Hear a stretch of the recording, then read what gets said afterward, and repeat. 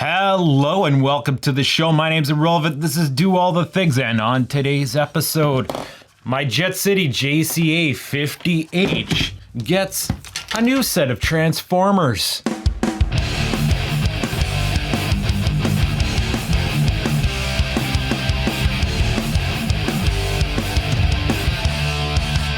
If you've been following the comedy, you know at some point in human history, I acquired this Jet City head. Well, it doesn't look like much of a head right now. You're just seeing the chassis. And you might also have heard mentioned the fact that it had a blown power transformer. Me and a buddy went splits on it for quite dirt cheap. Now, what he gets out of the deal is he got the transformers, the choke and the output transformer, and also the tubes. That was his incentive to drive out of town to get it where I could not at the time. And they're being used for his Soldano SLO clone build that I'm going to be doing for him. And then I get the rest. Now, initially, I was going to use this guy to do some sort of other clone build. I was going to use it as a chassis to work off of, but, you know, there was a couple things that came up, and the fact that it does not have chassis mount tube sockets, so, you know, once I pull the PCB out of this, we have these gaping holes that won't even really fit tube sockets, and then, well, there was the extra value-added bonus of I just, after some tweaking, like this amp so much, I'm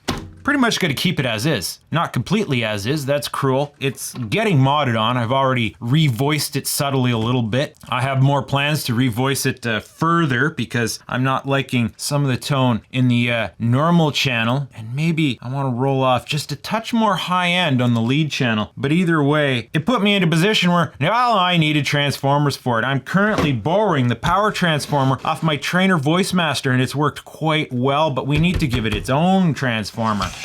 And that's this guy right here. And yes, this is a rather old and decrepit looking unit indeed, but it's not. It's NOS. It's new old stock. Look at these wires. They're fresh. Fresh, bud. I bought this off the Bay of Ease for an excessively reasonable price for a power transformer. And according to this guy, it's 100 watts. So that is interesting. It's got two main secondaries. It's got a bias secondary. Well, that's good. It's got your 6 volt, but it also has an additional low voltage secondary that's not 5 volt. It's another 6 volt, which is perfect for this amp, as we're going to find out later. It's got dual primaries, so it will take 240 or 120 volt configurations. This amp has switching for that, but it's disabled. I'm just going to hardwire it to 120 volts and call it a day. Now, there are certain wildcards with this guy. If we look at the specifications, red to red, 170 volts. That's not enough. Not enough at all. Except he kind of explains how to work with it, and I thought this was interesting, and well, I figured I'd give it a try. There's a voltage doubler circuit. He puts that in his listing to use this voltage doubler, where we have 2 capacitors in series, and one diode's going to contact the top, and the other one's going to contact the bottom, and indeed, this does make sense to me. It virtually doubles this primary. As the phase changes, one phase is going to charge this capacitor, then the other phase will charge this capacitor, and the result will be about 480 volts. Now, I tested it on the bench using some small capacitors, just, you know, proof of concept, and it did work. How well it's going to work in an amp? Well, we're going to have to find out. He says he's done 100 watt builds with this, and it's been fine. 4 6L6s. We don't know the actual current output rating of this guy. It could be quite a few milliamps there. He says it doesn't heat up at all under 100 watt load. Now, judging by these voltages, I'm imagining this transformer was more suited to some larger power triodes that tend to have a lower B+, a lower plate voltage, and of course they're going to consume more current as a consequence to get the same wattage. So this might have way more current capacity than we actually need. I've tested the 6 volt secondaries, and I've gotten about 5.5 amps out of both of them. Put a 1 ohm resistor across them. Now, 1 ohm resistor, dictating Ohm's law, is going to try to pull as much amperage off the coil as it has voltage. So it would pull up to 6.3 amps, and it maxed out at 5.5. I wanted to use that technique to test, you know, the high voltage, but we would need 1 ohm just, you know, kind of sparks there. I would have to do some more math, but that's neither here or there. I needed to know what we were getting out of these secondaries so that they don't get loaded down too much. 5.5 amps is going to be enough to run pretty much the whole amp, but at a 100-watt configuration, we would want to run power tubes or some of the power tubes off the second low voltage secondary. So, well, that's the power transformer. What about the output transformer?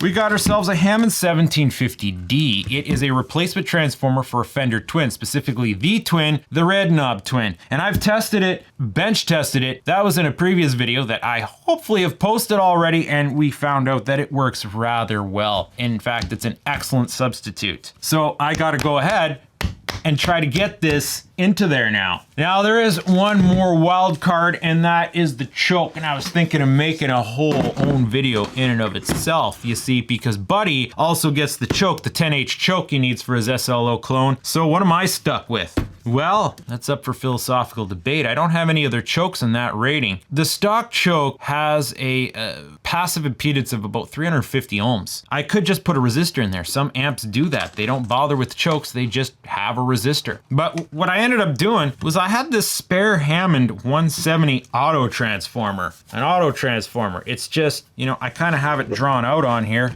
It's pretty much just one set of coil. The idea is if you put 240 on the two outer coils, you'll get 120 on the center, or consequently put 120 here, you'll get 240 out there. An auto transformer is a quick and dirty way we do voltage configurations. Like if you're traveling to other countries, you can get these in plug-in or more convenient form factors in which you can do that. Now, in its essence, we got a coil wrapped around a cord. That's pretty much identical functionally to a choke. I emailed or contacted Hammond to find out what the H value of this choke was, and they reported it was 12.7 H or 12 something H. So that qualifies it for choke duties. And based on its rating of 50 VA, if we go according to the 230 volt rating, that's like 200 milliamps easy. Over 200 milliamps this guy can handle. So 12H 200 milliamps versus Soldano calls for a 10H 200 milliamps. It works. It works. Slightly less voltage drop. I think that changed the distortion texture just a little bit, but you know, we're about to change out this transformer, and that's gonna, you know, throw a whole monkey wrench into this plan. Now, something else. This amp has dual low voltage secondaries already because it needs one to run the heaters and the other to run the relay circuits. Now it's calling for a 12 volt supply for the relay circuits, but I've changed that. We have this 6.3 volt transformer here augmenting to run the relay circuits. The way this amp's designed, because the foot switch is grounded to the chassis, it needs to have an independent supply or else it's going to short circuit against the center tap of the heaters. There's ways around that by using an isolated jack for the foot switch, but you know,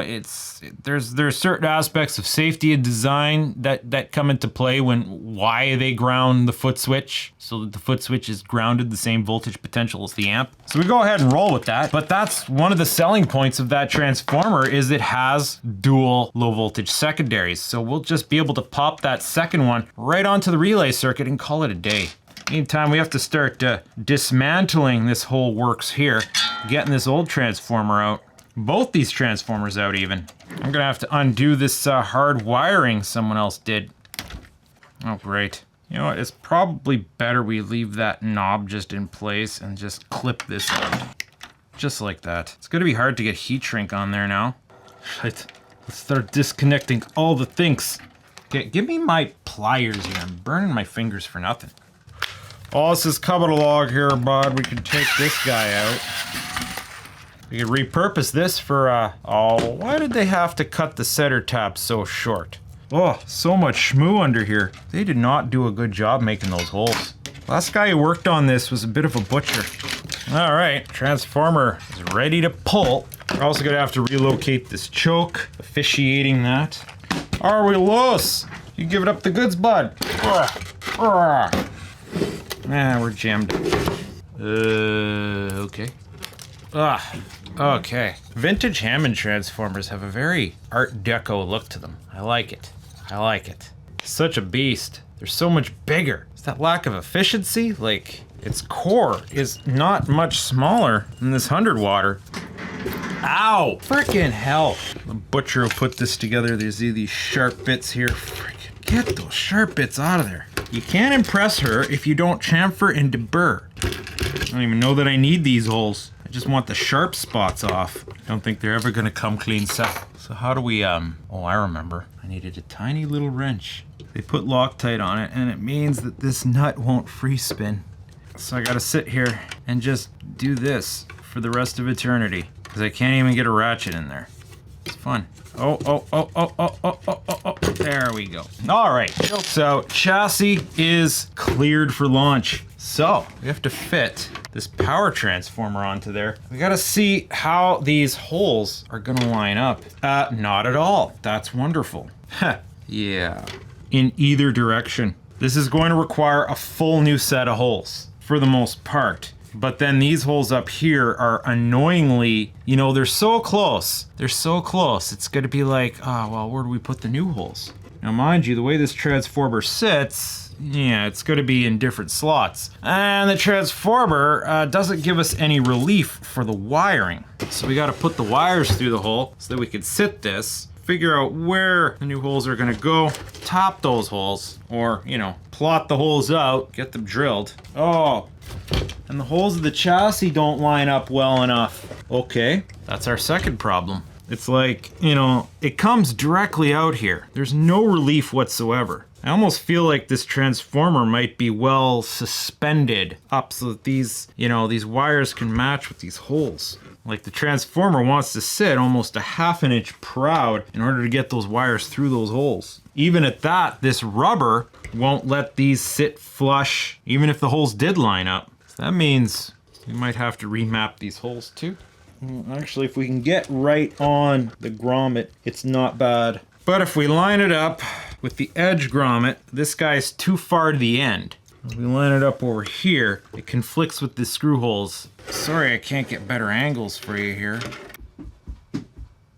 Well, I need to pause and formulate a plan. All right, so I went ahead, step bit, blew a new hole to the chassis here, fitted a new grommet de fromage. Let's see if we have a palatable footprint. I'm gonna have to hang it off here a bit. Come on. We gotta be careful not to overwork these old wires. The insulation could fray off on us. Oh, come on. Come on, let's go. All right. Yeah, that sits good now. That sits great. It still sits a bit proud here because that grommet's too wide, too fat. But we might have to get rid of that grommet. It's not, it's very bumpery. Or, you know, we could shim it a bit, put some washers or something underneath. So it stays sitting a bit proud. But now we have a situation where we got to figure out where the new screws are gonna go. What if we could just compress it down? It's floating on rubber, sir. Do we have a thinner grommet? So let's see the grommets that I have here. Maybe this one looks like it roughly has the same circumference. Definitely flatter. All right, let's try it then. Pop that grommet out. Pop this grommet in. They are the same, right? Oof, this one might be a bit wider. Might be a bit too big. Okay, just work it in. I don't think it likes its new hole, sir. It's a bit of a tight fit. But as they say, the proof is in the pudding. So let's put the wires through the hole and see how she sits. Oh yeah, much better. She'll be flatter now. Okay, so we got to get rid of these grommets then. All right, but we need new holes. New holes, sir. These ones are going to be easy because they're not there, but these guys, they're very close to the original hole. We're going to have to just drill a hole in there and hope that it lines up well enough. So, let's mark our holes. All right, let's pull this back out, hopefully for the last time. Now, what size holes do we have to work with on the transformer? It's like the stock screws, which I believe are larger, like a number 12. Yeah, no. I'm thinking we're gonna be using 1032 in this build. Oh yeah, 10 fits nicely. That definitely means I'm running out to the hardware store. I've got bolts, but I don't have nuts. I got nuts, but not for the bolt. Don't do this with tubes in place. What are the chances this chassis material is thick enough that I can just tap and die that hole? What are the chances I can repurpose these things here? These guys are in the way. Can I punch them out, you figure? This isn't a thin chassis. It's at least 18 gauge steel. I don't know if that would be good for threading in something that big. Let's just drill these holes and get her done, bud. It's not the mildest steel either. It's putting up a little bit of a fight. Ah, it's not that bad. Alrighty. Now one problem we're gonna run into is these new holes are so exceedingly close to the old holes, I don't know that we're gonna be able to get a bolt to sit nicely in there. I got enough bolt excursion out of the bolts that I have ready to go, but yeah, it's just not gonna sit nice. It's not gonna sit nice, but makes me wonder what's it take to punch these old pieces out of there. It might have a bit of spot welding.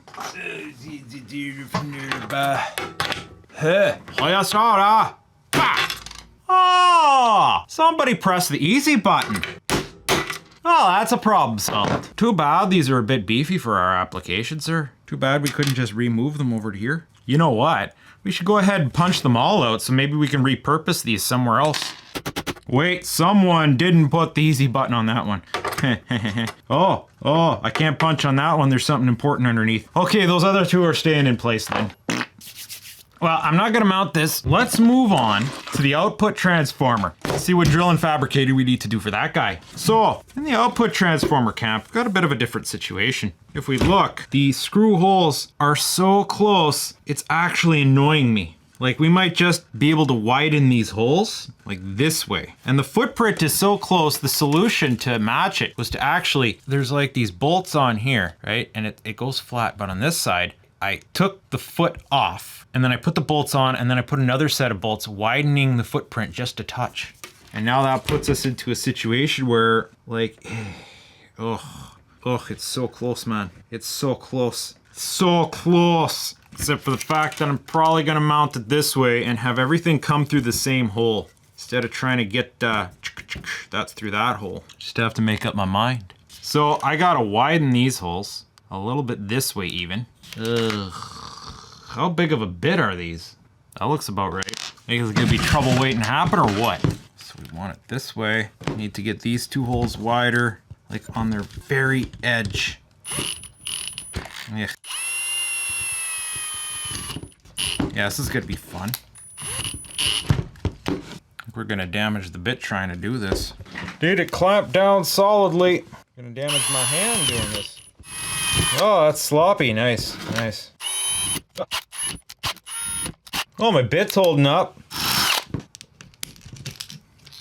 All right, let's see how well that worked out. Will the original bolts go into place? That's one. Oof, conflict here. Need to lift it, get it. Oh, there's a difficulty of geometry. At the end of the day, yes, we have successfully managed to get two of the original bolts in place. Now, option one, drill holes here to mount these two. Option two, drill some new holes in the mounting plate to match up with the other old original holes. But will I be able to get a screwdriver in there? And putting a hole here means having to take the PCB out, which I'm trying to avoid because that would be annoying.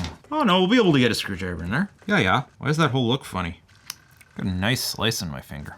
All right, how do I determine? Determined. Well, one easy way is to flip her over and whatever holes I can access, pilot it through.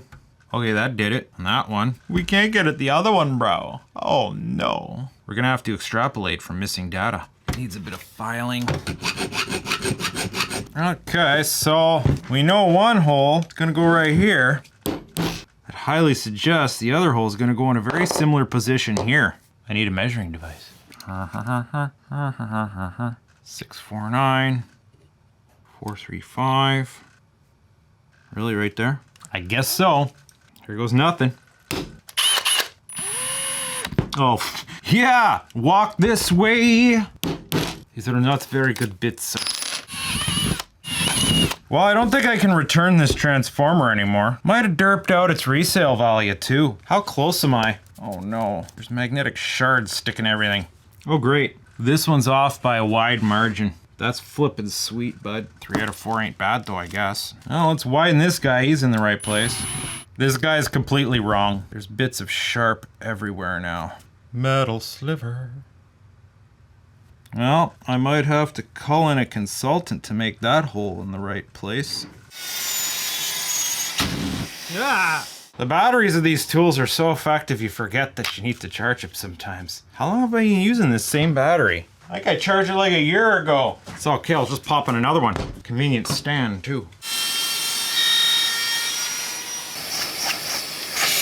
All right, how well did I do? Well, you know, a bit of a hack job.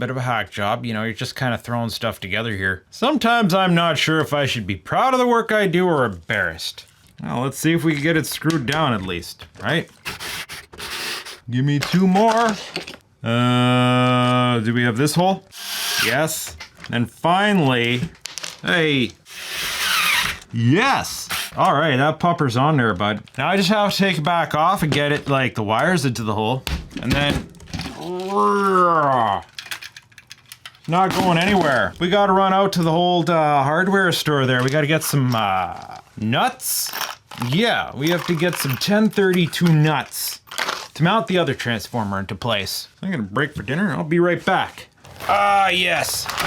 Canadian Tire, the store that sells everything, but probably the tires the least. Did I even word that in a way that makes sense? Either way, they're a good place to get nuts and bolts of various shapes and sizes, and that is going to come very much in handy. We gotta pull this guy back out because, well, I gotta run the wires, right? And we gotta mount the transformer, the other transformer. Okay. So we got our 1032s, much 1032s. The only other wild card here is the choke, which is an idea that's not 100% officiated because I'm using this Hammond 170 here. And, well, it looks like we have PCB here, so popping holes for this guy is going to be up for philosophical debate. I really don't want to have to pull the PCB out. Such a cute little guy, too. Oh yeah, that's gotta be perfect size. Before I kind of had it half-arsed into this corner here, but that's not going to do anymore. This is the flattest I've ever seen this. Yeah, there's much PCB in the way. Oof. If we could drill holes without puncturing the PCB. Wow. Chassis are so light when they're unloaded. If only an amp was always this light. Well, they can be, but you got to get D-class, right? And that sucks. That's probably exactly where I would want it, right there. To look all pretty and nice. That'd be a hole there, hole there, a hole there, and a hole there. 2 of which will be outside of the PCB realm, I do believe. Or on the very edge of the PCB realm. No, there'd still be PCB. I need some sort of metal backing plate. You see, this chassis is thick enough and that choke is light enough. This might be a candidate for tapping a hole. And then I don't have to put a nut in the other side. If I'm very careful, I can make a hole without damaging the PCB. Well, let's give it a try anyway. See what happens. I should go and check to see how much damage I've done. Just a little blip. Ah, here we go. This cardboard. I'll be able to jam this under there.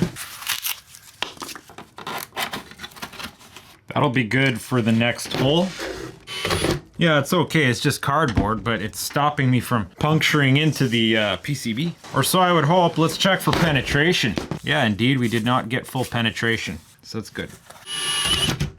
Trick is to take her real slow. You can also get a feel for right when it's going to punch through. Now let's see if I can't get that piece of cardboard out. Oh, 1 penetrated. Oh, how's it look? Oh, almost. There doesn't seem to be a trace there, but we almost damaged the board. I want to feel around for the burr situation. Make sure nothing's going to fall off into the circuit. We'll just run the guy through there a little bit. Now, I have an 832 tap. Let's tap on these holes and see how much grip we can achieve. Slowly now. Alright, let's screw one in. Also want to make sure it doesn't bottom out touch the board though. I checked, there's enough clearance. Oh yeah, we're good. That screw's not going anywhere near that board. Alright, let's mount up this choke and see how she fits. It's only 18 gauge steel, you know, it's no slouch, but ugh, the geometry is not favorable. I can't get my screwdriver in straight. Whoa, why are you so tight on there, bud? I should have chased these threads before putting the choke into place. It's a bit tight. Wow, this one's difficult. Oh yeah, there's lots of bite with this guy. Oh yeah, the choke's not going anywhere. There's plenty of bite, that fine thread in this steel of this thickness. That's good. The only problem is, because of how tightly sandwiched our power transformer is, I don't think there's any more ability to get the choke through the same hole. I might have to, once again, make another damn hole in this thing. I guess right around over top of where the old choke was. Right around there. Just to decide what size grommet we want. Do you want to cram it through a smaller grommet? It's only 3 wires. This is the most I've butchered a chassis in a very long time, sir. If ever. I don't think I've butchered a chassis this much ever. Alright, I think we're finally ready to bolt all these puppers down, sir. Let's get the grommet in the hole. Choke goes in. We'll put this guy in next. And I'm cramming it all through the same hole. So, just bring this around. Oh wait, there's another hole I was considering making into this thing. Oof, never ends, bud. Do we do that now? So I'm not going to be running this thing at 4 ohms anytime soon, or 32 ohms. Now, because I'm running a 50 watt configuration, 4 is going to be my 8, 8 is going to be my 16. So I'm actually going to rewire this 16 ohm output to do something else. So I'm going to have 8 and 16. I'm not going to have 4. Don't need 4 anytime soon, because there is on this transformer the orange and the white wire. And if we look at the specifications online for this, the orange and the white is something called a feedback winding. And I'm thinking to myself, a feedback winding? Do we want to use it for feedback? But I don't know why it's called that per se. Because if we look at a red knob twin schematic, white and orange connect directly to a balanced line out. 600 millivolt signal. It's a DI out. Well, I want to give that a try. I want to see how well that's going to work. So I'm going to disable this 16 ohm. I'm going to change that jack to a stereo jack so I can wire up the balanced. And yeah, we'll be able to test on that. And then later on, when I have, 100 watt configurations to worry about, then we'll worry about hooking the 16 ohm tap or the 32 ohm tap back on. We're likely going to be modifying on this machine again someday. Right, here's a nice TRS type jack right here. Let's get that installed. Who knows? That feature could suck, and then I'm not going to want to bother punching another hole for it. Basically, what's going to happen eventually is I'm going to move the bias knob like somewhere on the chassis inside, and then that's going to open up one of these holes for me. All right, now let's finally get these transformers installed. No, it's not going to fit nice. We'll do it the way it's done. Where's that extra grommet? Okay, it's mostly in place.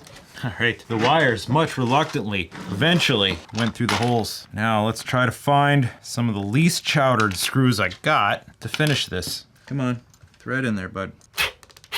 All right, that's 2. We're making progress now. 1 more. The beast. Okay. Now getting the bolts in place. You're not going to be able to see the inside action very well. I don't know why I went with fender washers, just to distribute the load a bit. Fender washers, and where's the other? Get out of there. They did not have stainless in stock, but I got nylon lock nuts. Really good juju here. Huh, bottomed out already. I did get the correct nuts, right? That's this 1032. They don't feel like 1032. Canadian Tire, you thwarting me. These are not 1032. WTF! And it's closed now. What the? It says right on there, 1032. But you do not have to be blind to see, sir, that thread is not 1032. It's 1024. I have never, in the history of my existence, had that happen before. Holy. All right, I need to take a breather. I can feel my blood pressure just... This is getting done tonight. I gotta go looking for bolts now.